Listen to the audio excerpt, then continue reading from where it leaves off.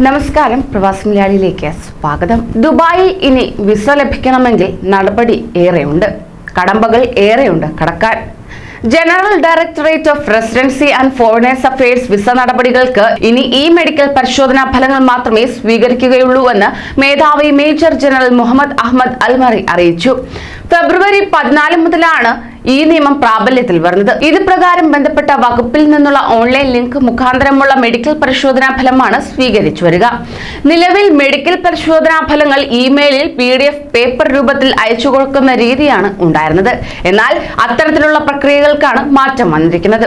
ഫെബ്രുവരി 14 മുതൽ GDRFA ബന്ധപ്പെട്ട വകുപ്പുകളുമായി ഒരു ഇലക്ട്രോണിക് ലിങ്ക് സജീവമാക്കുകയും പ്രിന്റ് ഔട്ടിന്റെ ആവശ്യകത ഇല്ലാതാക്കുകയും ചെയ്യും.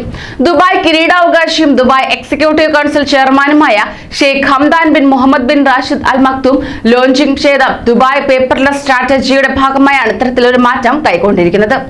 അതായത് സമഗ്രമായ കടലാസ് രഹിത സർക്കാർ ചട്ടക്കൂട് നിർമ്മിക്കുന്നതിനും ദുബായിയെ സമ്പൂർണ്ണ സ്മാർട്ട് സിറ്റി ആക്കാനുള്ള നേതൃത്വ കാഴ്ചപ്പാടിന്റെ ഭാഗവുമായാണ് ഈ പുതിയ നിയമം എത്തിയിരിക്കുന്നത്. അതോറിറ്റികളിലെ ജീവനക്കാരനോ ഉപഭോക്താവോ 2021 ശേഷം പേപ്പറുകൾ അച്ചടിക്കേണ്ടി വരില്ല.